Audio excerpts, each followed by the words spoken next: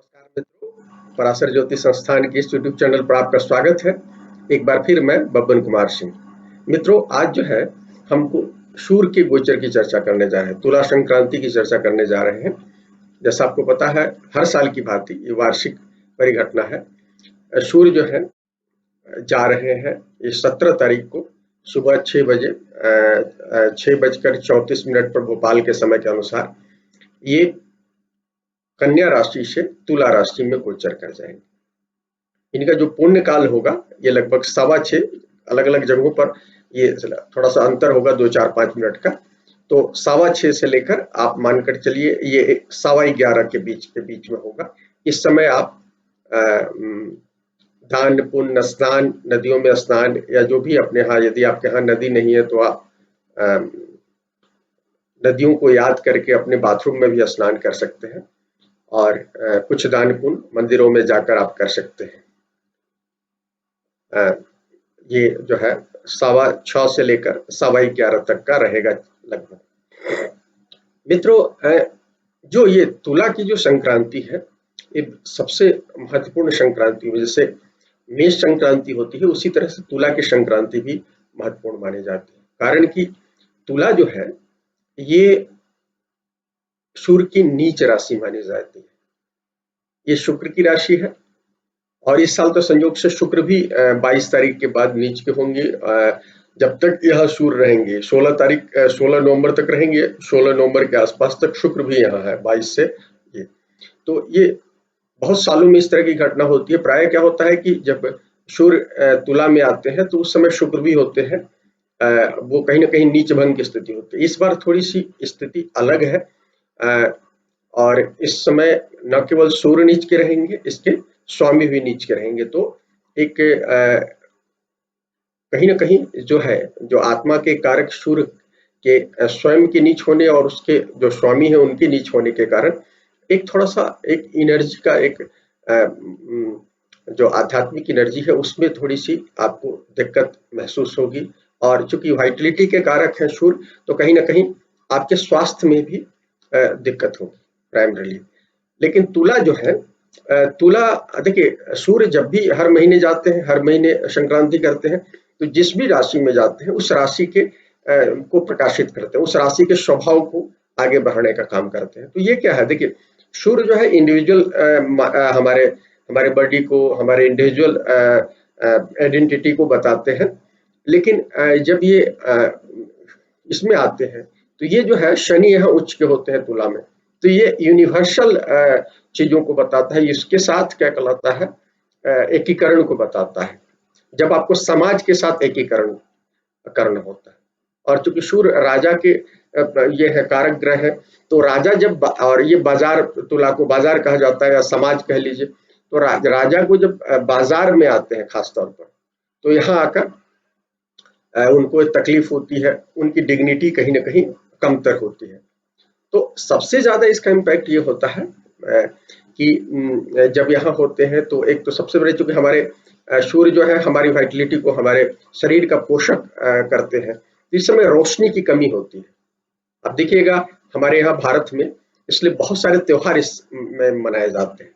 संयोग से चूंकि इस बार अधिक मास था और अधिक मास खत्म होने के साथ ये सूर्य की संक्रांति हो रही है, तो अधिक मास था तो इसलिए इस बार अभी ये हो रहा है, इसमें नवरात्रि शुरुआत होगी। 17 तारीख को ही नवरात्रि है, घटा स्थापना 17 को ही होगी। तो इस बार टल गया है, अश्विनी का एक रूटीन महीना होगा। लेकिन प्राय आप देखते हुएगा कि इसमें इस महीने में अपने यहाँ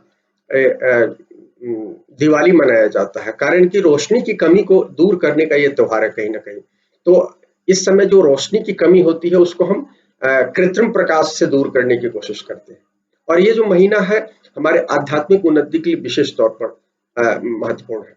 और इसीलिए इस महीने में सबसे ज्यादा इसकी संक्रांति पर पूजा पाठ होता है। पूजा पाठ का मतलब है कि स्नान दान जो पुण्य काल में जो होता है वो सबसे ज्यादा होता है। और ये महीने, इसमें जैसे कर्नाटक, उड़ीसा जैसे राज्यों में, खासकर कर्नाटक में, दक्षिण के कर्नाटक में महीने भर का एक तरह से ये त्योहार मनाया जाता है।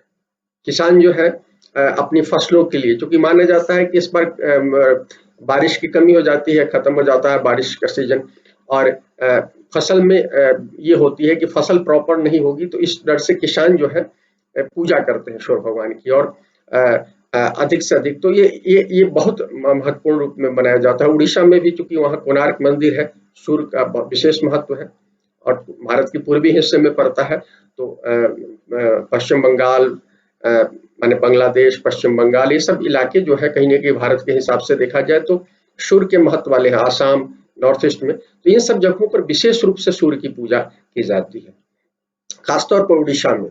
तो इस समय पुण्यकाल का होगा, तो लोग मनाते हैं, और पूरे महीने भर के लिए, क्योंकि ये देखिए ये केवल महीने भर, तो ये गोचर होगा सूर्य का, और पूरे साल इसका इम्पैक्ट रहता है।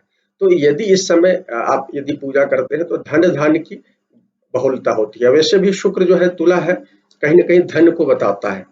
तो इसलिए इस महीने में हम देखते हैं कि इस महीने में सूर्य की पूजा करके कहीं न कहीं हम अपने धन की प्रचुरता को निश्चित करते हैं। तो पुराने ज़माने में किसान जो है, उनकी उपज महत्वपूर्ण होती थी, उसी से उनकी वो होता था, उनकी प्रचुरता दृढ़ होती थी, या उनका संपन्नता निश्चित होती थी। तो इसलिए इस महीने में सबसे ज़्यादा पूजा पाठ करने की प्रवृत्ति है। तो पूरे महीने भर ये होता है, खासकर कर्नाटक और कुछ इलाकों में, और उड़ीसा में भी ये देखा जाएगा। मित्रों, ये इस बार जो ये हो रहा है, इसमें शुक्ल ये है, क्योंकि अमावस्या खत्म होगा और प्रतिपदा शुरू हो रहा है। प्रतिपदा शुरू होने के मैंने 3-4 घंटे के अंदर ये हो रहा है, 6:34 में भोपाल के समय के अनुसार। तो शुक्ल प्रतिपदा के स्वामी जो होते हैं सूर्य ही होते हैं, और शनिवार दिन है तो शनि उसके स्वामी हो गए, चित्रा नक्षत्र है तो मंगल उसके स्वामी हो गए, और विषकुंभ ये होगा, योग होगा, तो उसके शनि स्वामी होते हैं, और किस्तुंभ करण होगा जिसके चंद्रमा स्वामी होते हैं। देखिए चंद्रमा को छोड़कर सभी मेलेफिक ग्रह हैं इस बार, लेकिन एक खास बात है कि सूर्य का ये हो रहा है, संक्रांति हो रही है, और इसके मित्र का नक्षत्र है, चित्रा है। तो उस तरह से देखा जाए तो कई मामले में, धन धान्य के मामले में कुछ चीजें पॉजिटिव दिख रही है। और वैसे भी कहते हैं कि जब सूर्य जब आते हैं तुला में, तो व्यापारियों के लिए बहुत अच्छा होता है। तो व्यापारियों के लिए, उत्थान के लिए कई चीजें हैं। तो और वैसे भी ग्रह जब नीच के होते हैं, सूर्य गुरु जैसे जग ग्रह है, तो ये धन की कमी नहीं करते हैं।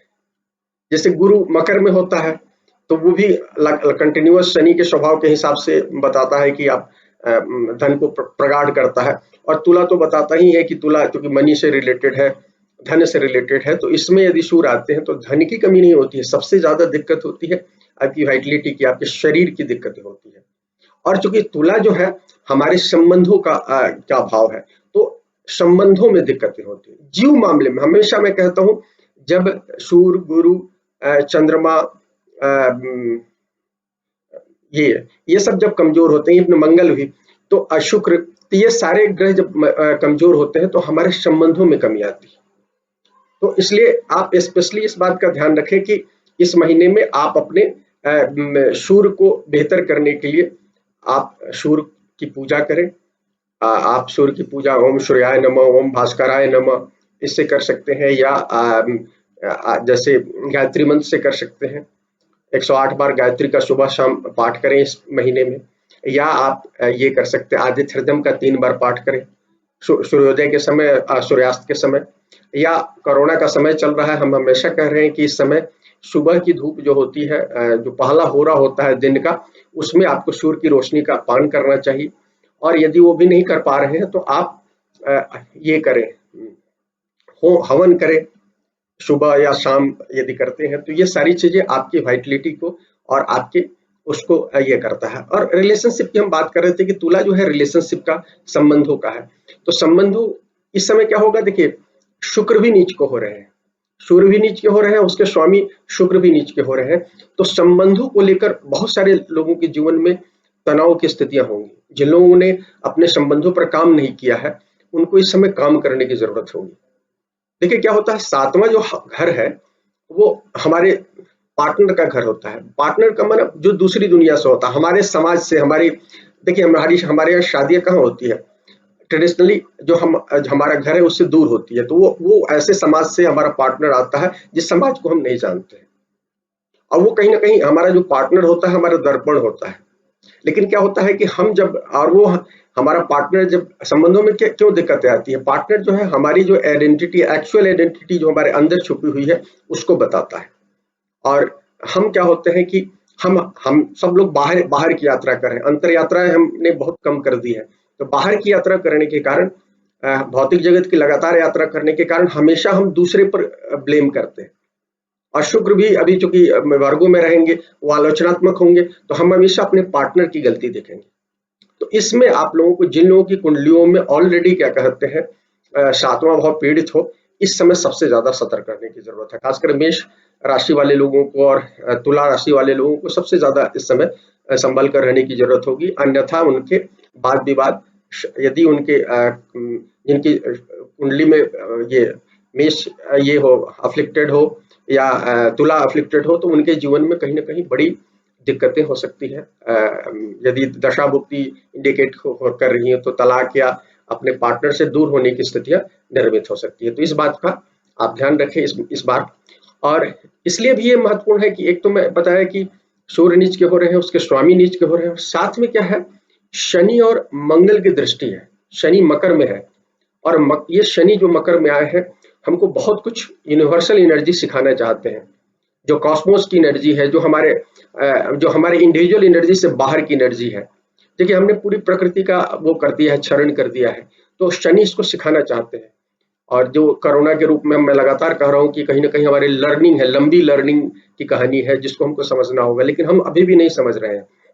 तो ये पीरियड होगा, कुछ लोगों के समझ में आएगी इस पीरियड में कहीं ना कहीं इस चीज को, और लोग प्रकृति से जुड़ेंगे। हम केवल अपने बारे में हम सोचकर जो काम करने की जो प्रवृत्ति हमारे अंदर है, उसको हमको और बढ़ाना होगा। हमको अपने से बाहर निकलकर पड़ोसी के बारे में सोचना होगा, अपने समाज के बारे में सोचना होगा, अपने राज्य के बारे में सोचना होगा, अपने देश के बारे में सोचना होगा, पूरे इंटरनेशनल वैश्विक विश्व बंधुत्व के बारे में सोचना होगा, तब जाकर हम ये कर सकते हैं। तो ये बात हम स्पेशली कहना चाहेंगे कि सूर्य के इस गोचर में, क्योंकि पहले शनि की दृष्टि है और फिर मंगल जो है रेट्रो है, और इस पीरियड में संयोग से 3 नवंबर तक बुध भी रेट्रो है, बुध भी वक्री है। तो ग्रहों फिर से ग्रह की जो स्थितियां हैं आकाश में, वो बता रही हैं कि बहुत सारे लोगों की जिनकी कुंडलियों में अफ्लिक्शन है, 7वें भाव से, पहले भाव से, तो आइडेंटिटी क्राइसिस हो सकती है, या इस तरह की चीजें होंगी रिलेशनशिप। और देखिए, 7वें भाव में हमारे संबंधों में जो दिक्कतें होती है, उसके पीछे क्या होता है कि हमारा सेल्फ बिलीफ कमजोर होता है। यदि हम अपने आप पर बहुत विश्वास करते हैं, तो ऑटोमेटिकली हम अपने पार्टनर की गलतियों को बहुत आसानी से माफ कर सकते हैं, क्योंकि पार्टनर की जो गलतियां हम देख रहे हैं, वो कहीं ना कहीं हमारी अपने अंदर की गलतियां हैं, जिसको हम देख नहीं पा रहे हैं। वो हमारे 3 लेवल पर हम लोग कहते हैं ना कि एक जागृत अवस्था है, एक सुप्त अवस्था है, एक एकदम पूरी तरह से सुप्त अवस्था है, जिसको हम मृत्यु के बाद की दुनिया कहते हैं, 12वें भाव से जोड़ते हैं। तो ये इस माने तो ऐसे ही सुप्त अवस्था, या माने उस मृत्यु के बाद या पिछले जन्मों की जो कहानी है, जो हम नहीं जानते हैं, वो हमारे जीवन में रिटर्न हो रहा है, यदि रिलेशनशिप में हमको दिक्कत है। तो इस बात को ध्यान कर हम जोड़ आपको इसलिए दिए कि ये महत्वपूर्ण होगा बहुत सारे लोगों के लिए, संबंधों के मामले में। हालांकि बहुत सारे लोगों को रुपए पैसे के मामले में, दफ्तर के मामले में ये पॉजिटिव होगा। मित्रों, अब हम आपको राशिफल की चर्चा कर लेते हैं जल्दी में। और ये सबसे पहले हम कहेंगे कि मेष, ये इसको आप लग्न से भी देखिए, राशि से भी। मैं बराबर कहता हूं कि हम जो बताते हैं लग्न से भी देखिए, राशि से भी देखिए। लग्न, मेष लग्न और राशि के लोगों के लिए 5वें के स्वामी होते हैं, और ये गोचर हो रहा है 7वें में। तो ये जो हमने कहा कि यूनिवर्सली आपको रिलेशनशिप के मामले में देखना होगा। यदि आप व्यापारिक ट्रेड साझेदार के साथ भी कुछ दिक्कतें हो सकती है, क्योंकि डिग्निटी कम है, तो हो सकता है जितना आप उम्मीद कर रहे हैं बिजनेस में, वो चीजें नहीं हो पाए। और दफ्तर में भी आप कुछ लोगों को अपने बॉस के साथ या सीनियर्स के साथ कुछ, या हायर मैनेजमेंट के साथ कुछ दिक्कतें हो सकती है। तो उस बात का ध्यान रखें, इस महीने में शांति रखें, कोई बड़े निर्णय लेने की जरूरत नहीं है, नौकरी वोकरी चेंज करने के बारे में नहीं सोचिए। कुछ लोगों को संतान के को लेकर कुछ चिंताएं हो सकती है, खासतौर पर सेहत के बारे में, तो इस बात का ध्यान रखें।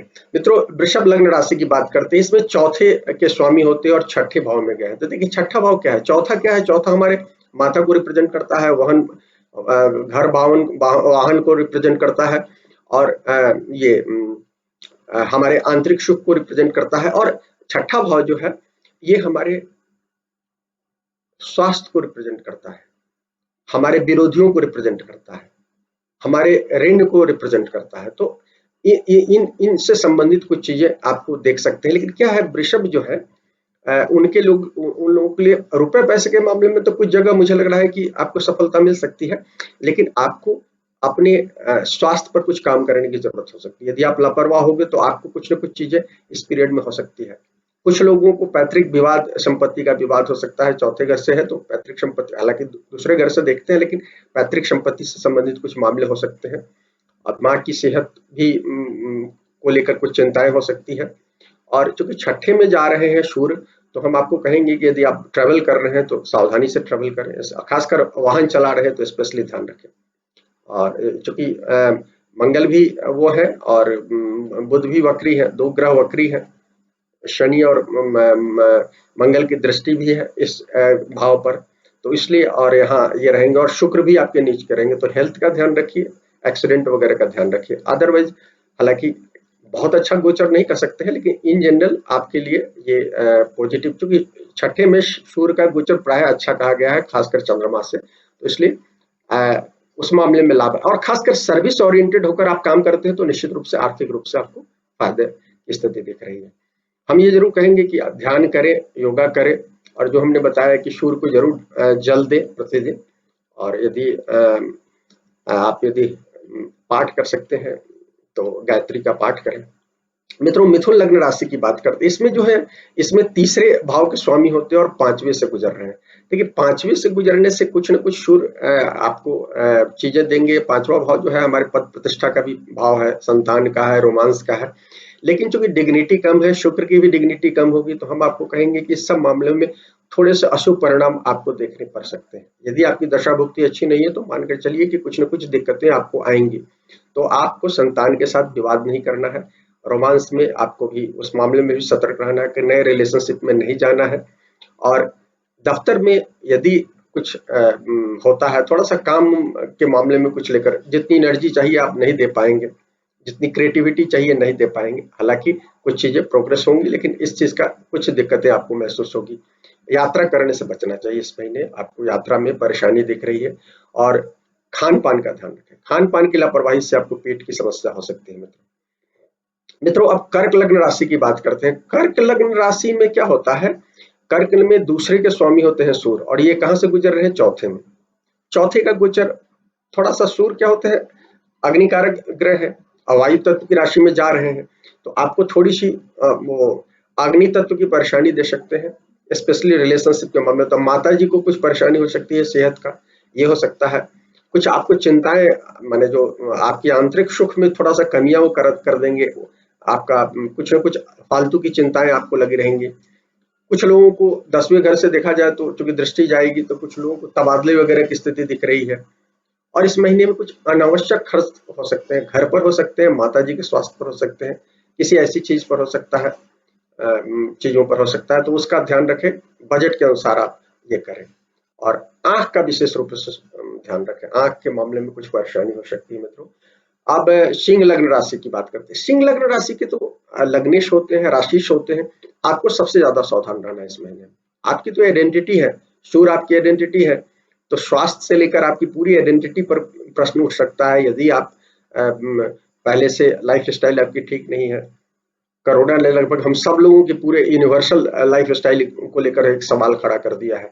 तो आपको सबसे ज्यादा इस समय, और आपको तो निश्चित रूप से आदित्य हृदय का पाठ करना चाहिए, या आप यदि गायत्री के रूप में याद करते हैं तो गायत्री मंत्र के रूप में आप जरूर करें। और इस महीने आपको कोई भी बड़े निर्णय नहीं लेना, अन्यथा आपको कुछ परेशानी आ सकती है। हालांकि देखिए, तीसरे में गोचर हो रहा है, तो तीसरा का गोचर सूर्य का अच्छा माना जाता है, उपचय भाव है, तो कुछ आर्थिक रूप से आपको कुछ अचानक से कुछ फायदे तो निश्चित रूप से हो सकते हैं। और यदि आप बहुत सिस्टमेटिक व्यक्ति है तो आपको इस दौर में तीसरे भाव से संबंधित चीजें हो सकती हैं, आपके लग्न से संबंधित तो कुछ प्रोग्रेस, आपकी राइटिंग में कुछ हो सकता है, सोशल मीडिया पर है तो कुछ ये हो सकता है। लेकिन ध्यान रखिएगा, कोई विवादास्पद चीजें नहीं कीजिए, और बोलने में हमेशा ध्यान रखिए, पार्टनर के साथ भी और अपने छोटे भाई बहनों के साथ भी, क्योंकि तीसरे में गोचर हो रहा है, तो अपने छोटे भाई बहनों के साथ भी आपको ध्यान रखना है, क्या कहते हैं, कोई भी, चूंकि डिग्निटी कम है, इसकी भी डिग्निटी कम है, शुक्र की, इसके स्वामी की भी डिग्निटी कम है, तो इसलिए आप ध्यान रखिएगा। हालांकि देखिए राशि परिवर्तन है, हम भूल गए शुरू में कहना, शुक्र और ये सूर्य का 22 तक राशि परिवर्तन रहेगा, तो कुछ लोगों को उसका फायदा हो सकता है, राशि परिवर्तन का, शुक्र और जिनकी कुंडलियों में होगा शुक्र और सूर्य का, तो उसको फायदा होगा 22 तक। लेकिन 22 के बाद 22 से लेकर अगले 16 तक तो लगभग वो रहेंगे, नीच के रहेंगे शुक्र भी, तो उस समय स्पेशली ध्यान रखना है। मित्रों, कन्या लग्न राशि की बात करते हैं। कन्या लग्न राशि में 12वें के स्वामी होते हैं और ये दूसरे भाव से जा रहे हैं। 12वां खर्चे का घर से है, हानि का घर है, और ये धन भाव में जा रहे हैं, तो आर्थिक परेशानी कुछ बता रहे हैं, या आपको कहीं ना कहीं दूसरे माने पैसा बचाने में दिक्कतें होंगी। निश्चित रूप से कोई भी अचानक खर्चा हो सकता है, आप स्वयं खर्च कर सकते हैं, तो ये सब चीजें दिख रही है।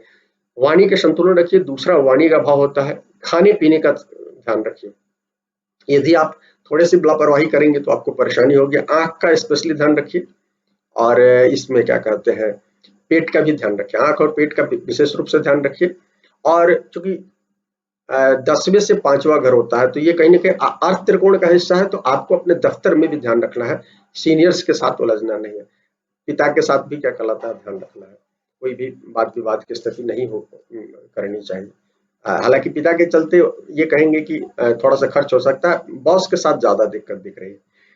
मित्रों, तुला लग्न राशि की बात करते हैं। तुला लग्न राशि में क्या होता है, लाभ भाव के स्वामी है और कहाँ है, लग्न में आ गए हैं, तो आपको वाणी का तो सबसे पहले ध्यान रखिएगा, स्वास्थ्य का ध्यान रखना है, क्योंकि आपके भाव में है, बैठे हुए हैं। और देखिए इस समय बुध भी वक्री है, आपके 12वें के स्वामी है, भाग्येश भी है, तो आपको इस बात का हम कहेंगे स्वास्थ्य का ध्यान रखिए। कुछ आइडेंटिटी क्राइसिस आपके अपने स्वभाव के कारण कुछ आ सकती है, तो आप ऐसा कुछ भी नहीं करें जिससे क्या कहते हैं दिक्कतें हो।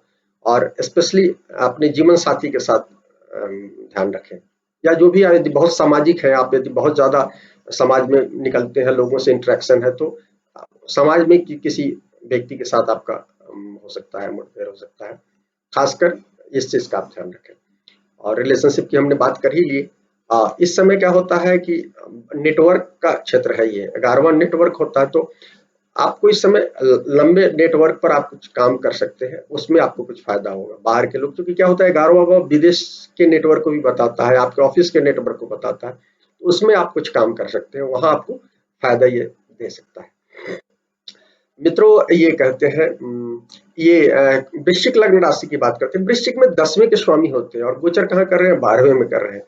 देखिए 10वें का स्वामी 12वें में कर रहा है, तो स्वाभाविक है आपके पूरे कर्म के मामले में थोड़ा सा कुछ ना कुछ दिक्कत बता रहे हैं, और उसके भी स्वामी दिक्कत है, तो आपको सबसे ज्यादा ध्यान रखना है। आपका इस पीरियड में खर्च हो सकता है ज्यादा, निवेश वगैरह के बारे में तो सोचना ही नहीं है इस महीने में। और इस समय आपको नींद की समस्या हो सकती है, नींद की समस्या कुछ न कुछ हो सकती है, तो उस पर काम करें आप। और देखिए मैं वृश्चिक के लोगों को हमेशा कहता हूँ कि आपको योग ध्यान हमेशा करना चाहिए, क्योंकि छोटी छोटी चीजों को जो मौसमी बदलाव होता है, अभी देखिए मौसम बदल रहा है, अभी देखिए तापमान जो है ना अचानक इंक्रीज हो गया है पिछले 2-3 दिनों में, भोपाल में तो कम से कम महसूस कर रहे हैं। और इस साल ये पैटर्न रहना है, ये क्योंकि केतु जो है अभी वो है क्या कहते हैं गंडांत में गुजर रहे हैं, केतु बहुत सारी, और मंगल भी निकल कर आए हैं, वो वक्री है, तो ये सब चीज अभी मौसम में बहुत सारे परिवर्तन होने हैं, तो मौसमी परिवर्तन का असर हो सकता है। तो वृश्चिक के लोगों को सबसे ज्यादा ध्यान रखना चाहिए स्वास्थ्य के हिसाब से, और बहुत सोच समझ कर इस महीने काम करें, और किसी भी तरह के मतभेद में नहीं जाए, क्योंकि क्या कहते हैं 10वां घर है, तो पिता के साथ भी ध्यान रखने की जरूरत है, बॉस के साथ ध्यान रखने की जरूरत है, कोई जल्दीबाजी नहीं करना है। 10वें भाव से संबंधित चीजों को सहयोगियों के साथ, सबके साथ डिफिशियंसी रहेगी, माने क्योंकि डिग्निटी कम है सूर्य की भी और शुक्र की भी, उसके स्वामी की भी, और दूसरे ग्रह भी बहुत सपोर्टिव नहीं है, तो इस बात का, और मंगल तो चूंकि आपके लग्नेश है, तो वो दिक्कत स्थिति में। धनु लग्न राशि के लोगों के लिए एक खास बात यह है कि इसमें 11वें में जा रहे हैं, तो हालांकि डिग्निटी कम है, लेकिन 11वें में जा रहे हैं, तो आपके नेटवर्क को विस्तार दे रहे हैं, इकोनॉमिकली कुछ आपके लिए फायदेमंद होने जा रहे हैं, और ये इससे मैंने कामकाज के संबंधित कुछ लोगों को फायदेमंद यात्राएं भी हो सकती है। और पिता के या अपने बड़े लोगों के एडवाइस से काम करेंगे तो ये बहुत अच्छा हो सकता है। कई लोगों को विदेश में एजुकेशन के सिलसिले में जाना हो सकता है, और आपके साथ इसलिए ये चीजें अच्छी चीजें कह रहे हैं, सबकी कमियों के बावजूद भी बता रहे हैं कि आपका लग्नेश है, क्योंकि अभी हंस महापुरुष योग बनाकर बैठे हुए हैं लग्न में, राशि में, तो आपके लिए ये जो कि गुरु मजबूत स्थिति में है तो आपके लिए कुछ अच्छा हो सकता है। यदि दशा भुक्ति अच्छी बुरी नहीं है तो निश्चित रूप से आपके लिए चीजें पॉजिटिव दिख रही हैं। मित्रों, अब हम ये बात करते हैं मकर लग्न राशि की बात करते हैं। मकर लग्न राशि में 8वें के स्वामी 10वें में आए, तो देखिए अचानक से कुछ दिक्कतें हो सकती है 10वें हाथ से, क्योंकि वो ट्रांसफॉर्मेशन को बताता है 8वां भाव, तो अचानक से कुछ ट्रांसफॉर्मेशन आपके जीवन में हो सकता है दफ्तर को लेकर। हालांकि देखिए शनि बैठे हुए हैं आपके लग्न में, तो यदि आपका काम का पीछे का अच्छा, आपने मेहनत की है तो कुछ रिजल्ट होगा, लेकिन यदि थोड़ी सी भी दिक्कत है तो कुछ दिक्कतें हो सकती है। चंद्र राशि वालों को स्पेशली कहेंगे, क्योंकि खासकर जिन लोगों का 4-5 डिग्री 1 से 5-7 डिग्री के आसपास में हो, क्योंकि अभी शनि डायरेक्ट हो गए हैं तो गुजर रहे हैं, तो उनको चंद्रमा यदि 1 से 5 डिग्री के बीच में है तो स्पेशली आपको ध्यान रखना चाहिए, क्योंकि आपकी डीप 7.5 चल रही है, तो आपको कुछ कार्मिक कुछ फल मिल सकते हैं, तो आपको इस बात का ध्यान रखना है। और इस स्थिति में यदि चंद्रमा है तो आपको मानसिक स्थिति का ध्यान रखना है, स्वास्थ्य का भी ध्यान रखना है, अचानक से कुछ स्वास्थ्य संबंधी दिक्कतें हो सकती है।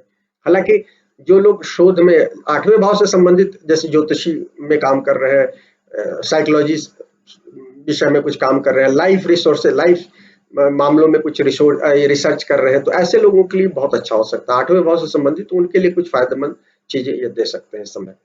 और ये है कि क्या कहते हैं, ये योग ध्यान कीजिए, स्वास्थ्य के मामले में कुछ लोगों की ये कर रहे हैं, और सर्विस ओरिएंटेड लोग हैं तो उनके लिए कोई दिक्कत बहुत ज्यादा नहीं है। ये कॉम्पिटिटिव एग्जाम वगैरह में जो लोग भाग ले रहे हैं उन लोगों के लिए फायदेमंद हो सकता है, मकर लग्न राशि के लोगों के लिए। मित्रों, अब हम कहते हैं कुंभ लग्न राशि की बात करते हैं। कुंभ लग्न राशि में क्या है, ये 7वें के स्वामी होते हैं, 9वें में जा रहे हैं, डिग्निटी कम है 7वें की, तो इस महीने आपके पार्टनर का सहयोग कम मिलेगा, बल्कि आपको सहयोग करना चाहिए, वो कहीं ना कहीं कमजोर रहेंगे, तो आपको इस महीने अपने पार्टनर के पीछे खड़ा होना चाहिए, उनके खिलाफ कोई काम नहीं करना चाहिए, क्योंकि इस समय मानकर चलिए कि वो कुछ गलतियां करेंगे ही, क्योंकि सूर्य भी नीच के है 7वें घर के स्वामी, और उसके भी स्वामी शुक्र भी नीच के है, तो ये कहीं ना कहीं खासकर 22 तारीख के बाद तो स्पेशली ध्यान रखिएगा। हालांकि शुरुआती 7 दिन तो एक्सचेंज है, तो हो सकता है आपको कुछ फायदा हो जाए, उस शुरुआती 22 तारीख तक कुछ फायदा हो सकता है, इसलिए कि आपके शुक्र जो है योग कारक ग्रह है कुंभ वालों के, मकर के लिए और कुंभ दोनों के लिए शुक्र योग कारक होते हैं, तो उन दोनों में मकर राशि वाले लोगों को भी कुछ फायदा ज्यादा हो सकता है 22 तक, और कुंभ वाले लोगों को भी फायदा हो सकता है।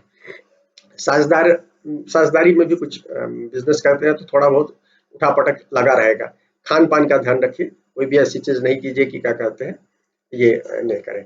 मित्रों, अब मीन लग्न राशि की बात करते हैं, अंतिम राशि है, इसमें छठे के स्वामी 8वें में जा रहे हैं, तो कुछ विपरीत राजयोग वाली कुछ अच्छी चीजें हो सकती है, खासकर उस समय 22 तक तो स्पेशली कहेंगे।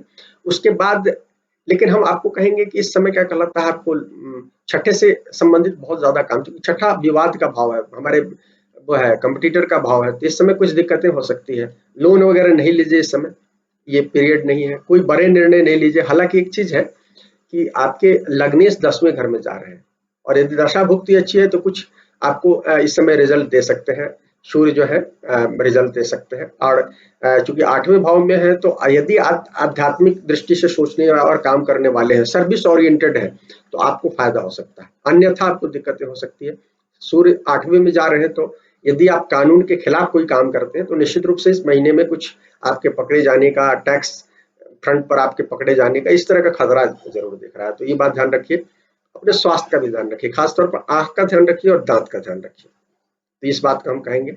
और ससुराल, चूंकि 8वां भाव ससुराल का होता है, आपके वाइफ का वो होता है, मैंने आप हस्बैंड का, वाइफ या हस्बैंड जो भी है आपके पार्टनर के का धन का भाव होता है, तो वहां कुछ दिक्कतें आप महसूस करेंगे ससुराल में, तो उलझने का समय नहीं है, थोड़ा सा शांति से ये महीना शांत रहने का है कुल मिला जुला कर। यदि आप अच्छे से काम कर रहे हैं तो करते रहे, व्यवस्थित रूप से काम कीजिए, तो आपको रिजल्ट मिलेगा। तो मित्रों, ये था सूर्य के इस गोचर की कहानी, तुला गोचर की। यदि ये वीडियो पसंद आए तो लाइक करें, हमारे वीडियो को शेयर करें, और संभव हो तो चैनल सब्सक्राइब कर लें। शुक्रिया मित्रों, आभार।